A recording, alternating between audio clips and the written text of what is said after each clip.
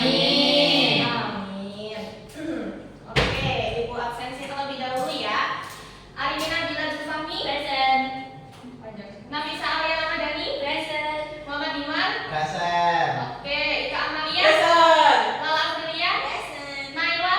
Present. Oke, alhamdulillah hadir semua ya pada hari ini. Oke, sebelum kita mulai pembelajaran, Miss punya sedikit kata-kata nih hari ini ya. Oke, jadi kita di sini itu untuk belajar ya. Jadi tidak apa-apa untuk membuat kesalahan karena kita itu juga manusia ya yang bisa untuk membuat kesalahan, juga lupa dan lain sebagainya. Kita tidak sempurna. Oke, jadi tetap semangat dan ikuti pembelajaran pada hari ini dengan antusias. Oke? Oke. Oke. Baik, sebelum kita memasuki materi yang hari ini, kita lanjut kita review dulu materi pada sebelumnya ya. Pertemuan sebelumnya. Tolong. Oke, jadi apa itu teks expository? Coba tolong Mbak Ika dibaca. Teks yang bertujuan menjelaskan sebuah topik secara informatif dan objektif. Oke. Terus berisi pendapat atau posisi penulis mengenai sebuah isu. Terus didukung oleh alasan, fakta, dan penjelasan logis serta menggunakan bahasa yang jelas, langsung, dan tidak bertele-tele, Bu. Oke, nice ya. Selanjutnya, tujuan atau purpose of expository text. Coba tolong Mas Dimar dibacain tolong sini. Menjelaskan sebuah topik atau fenomena, terus menyampaikan pendapat secara logis, yang terakhir meyakinkan pembaca dengan alasan yang kuat. Oke, masih ingat ya? Ayo, terus. Selanjutnya ini ada contoh. Contohnya ini sekaligus ada strukturnya. Strukturnya bisa tolong dibaca bareng-bareng. Tesis, argumen, conclusion. Oke, jadi tesis itu berisi apa? Untuk menjelaskan tema. Tulisan argumen itu Pendapat. Untuk conclusion berarti Kesimpulan. Betul sekali. Jadi kalian masih ingat ya pembelajaran kita pada meeting kemarin. Oke, jadi sebelum kita lanjut ya, Miss punya pertanyaan. Ketika seseorang membaca teks atau bacaan nih, ya, apa yang membuat mereka itu percaya grafiti itu vandalisme atau seni? Tempatnya nggak jelas. Tempatnya ya, terus Gambarnya. gambarnya, terus Warnanya. warnanya, oke gitu ya. Terus mungkin apa yang membuat teks itu kurang meyakinkan? Yang kurang meyakinkan? Argumennya nggak kuat. Argumennya nggak kuat ya, nggak apa-apa. Mungkin masih emang kurang Iya, fit Mbak. ya, nggak apa-apa. Oh, biasa. Argumennya kurang kuat terus nggak ada contoh. Terus Bahasanya lompat-lompat. bahasanya lompat-lompat. Kesimpulan nggak nyambung. Kesimpulan nggak nyambung dan lain sebagainya ya. Oke, kalian udah tahu nih ya gimana caranya biar orang-orang itu pada yakin. Nah, jadi tujuan pembelajaran hari ini itu untuk melanjutkan draft yang kemarin dan juga menulis teks expository yang utuh untuk pembelajaran hari ini. Terus nanti kalian bisa mempresentasikan hasilnya di depan kelas. Oke? Sudah siap? Iya, Bu. Siap. Oke. Nah, sekarang dengerin dulu 3 pertanyaan yang ini tuh mungkin jawabannya nanti bakal terjawab pas kalian itu mengerjakan final project. Bagaimana cara menjelaskan apakah grafiti itu seni atau vandalisme? Yang kedua, alasan apa aja yang mendukung posisi itu? Ini nggak usah dijawab ya. Terus bagaimana kalian menyampaikan pendapat secara jelas dan juga beruntun? Oke, selanjutnya Miss akan bagi kalian dalam beberapa kelompok ya untuk menulis teks expository melanjutkan draft yang kemarin. Oke, ini kelompok 1 ya, draftnya di depan. Kelompok 2, kelompok 3. Oke, Miss beri waktu sekitar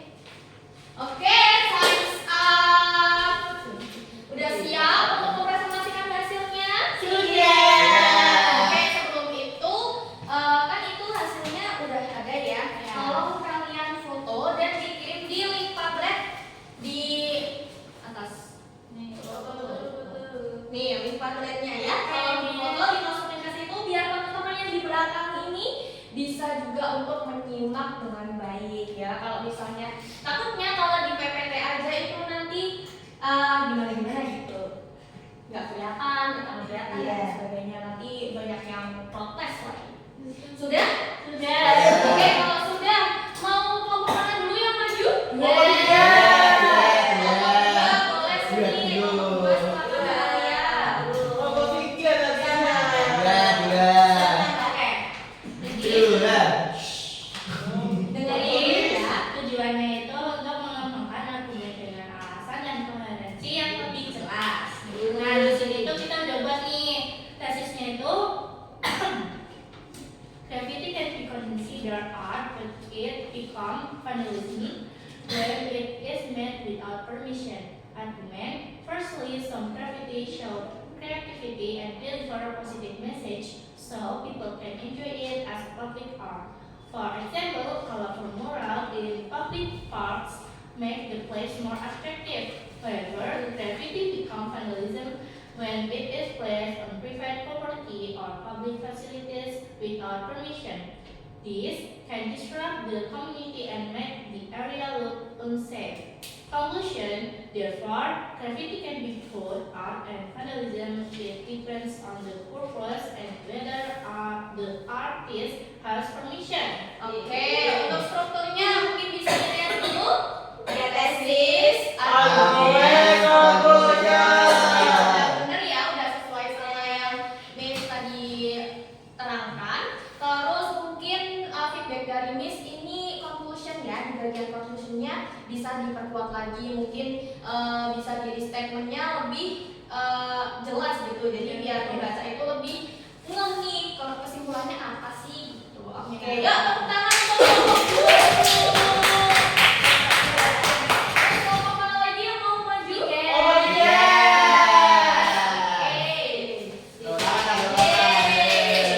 Jadi sepertinya Mas Bimar itu suka ditepuk tangan. Oke, dijelaskan dulu tujuannya apa. Tujuan menghasilkan argumen mendalam dan analitis dengan bukti, sudut pandang dan rekomendasi. Oke, bisa dibacakan hasilnya. Graffiti is a form of urban art that can enrich public space, but its value depends on legality, intention, and impact on the community. Firstly, many cities use graffiti and murals to promote culture and social awareness. For instance, Jakarta murals often highlight environmental issues and encourage people to act responsibly. This artwork add character and beautify to areas.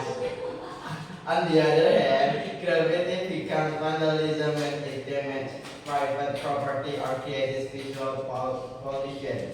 Some walls are painted without permission, causing property owners to spend money on cleaning. Despite this, graffiti artists argue that public walls should be open space for expression.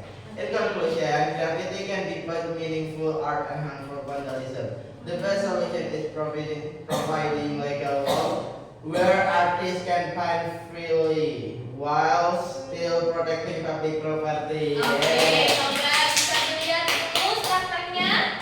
Tesis, argumen, conclusion. Dan mungkin feedback dari Miss ya, mungkin ini ada di bagian argumen yang kedua itu bisa lebih diperkuat ya, datanya bisa mungkin Oke, digali lagi Miss. gitu. Oke, tepuk tangan untuk kelompok tiga. Eka. Nah, oke, Mas. Dari Terakhir kelompok 1 nih, tesisnya graffiti. tujuannya apa dulu? Tujuannya untuk membantu menyelesaikan teks eksposisi sederhana dengan struktur lengkap. Yang pertama tesisnya itu graffiti is vandalism because it can damage public places. In this text, I will explain why graffiti is vandalism.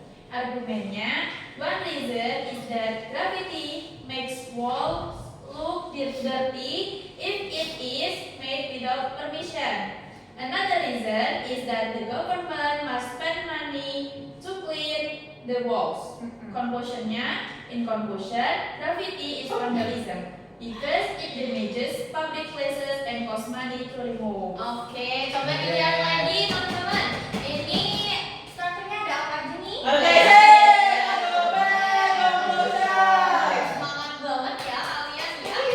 Oke, mungkin feedback dari Miss ya, itu mungkin bisa ditambahkan contoh gitu ya, Mbak Abel dan Mbak Ika ya. Ya, Miss. Jadi biar lebih kuat, biar pembaca itu lebih ada pandangan contoh realnya itu gimana. Oke, yuk tepuk tangan dulu. Oke, nomor 1. Oke, jadi untuk menutup pembelajaran hari ini seperti biasa kita simpulkan dulu kita hari ini belajar apa aja. Ekspositori. Strukturnya. Tesis, argumen, conclusion. Oke, terus mungkin apa lagi tadi? Sama cara membuat ekspositori dengan baik dan benar. Sesuai dengan strukturnya gitu ya, sesuai dengan ketentuannya. Oke. Nah, gimana? Mungkin kalian sudah mendapatkan insight baru? Sudah. Sudah ya. Oke, sekarang seperti biasa refleksi. Untuk refleksinya seperti biasa ya, ini ada di belakang LKPD. Ya, nanti kalian bisa tuliskan aja di situ, diserahkan ke Miss. Kalau misalnya Miss sudah keluar dari kelas ya. Nah, untuk isinya reflection sheet-nya ada apa aja itu? Bagian apa yang paling mudah dipahami? Bagian apa yang paling sulit? Terus juga perasaan kalian saat menulis teks ekspositori. Oke, tapi mungkin kalau misalnya cuma ditulis nggak asik ya. Mungkin Miss akan menunjuk satu dari kalian untuk melakukan refleksi. Ika. Tapi kembang kuncup, pilih mana yang mau dituk ke Ika, Tidak boleh ya. Sambil duduk aja Mbak Lola, bagian apa yang paling mudah dipahami mungkin? Aku udah paham kalau strukturnya itu ada 3 nih. Ada tesis, terus ada argumen, terus ada conclusion. Terus tesis itu buat tema, terus kalau argumen itu pendapatnya, terus kalau conclusion itu kesimpulan. Tapi aku masih bingung nih buat yang kesimpulan itu cara kita menegaskan ulang itu kayak gimana Itu gitu kayak gimana gitu. Mungkin nanti Miss akan kasih tips gitu ya. Terus perasaan kamu hari ini bagaimana saat menulis? Senang banget sih nih, soalnya kita jadi dapat informasi baru, terus juga kita cari-cari vocab baru gitu. Kita juga tadi nyari-nyarinya agak berantem dikit ya. Ya nggak apa-apa, nggak usah berantem. Iya, berantem sama Ika. Berantem bercanda gitu. Asik nulisnya gitu loh. Oh, oke oke. Kita juga tukar pikiran gitu. Asik Miss pembelajarannya. Oke, terima kasih Mbak Lola untuk refleksinya ya. Karena kalian sudah melakukan hal yang bagus hari ini, kita JOB dulu ya. Yuk coba 1, 2, 3 JOB.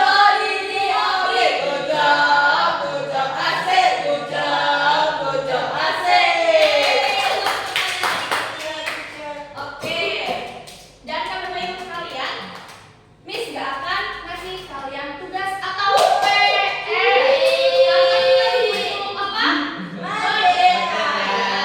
Kalian di rumah itu cukup istirahat aja ya. Oke, terima kasih kalian sudah bekerja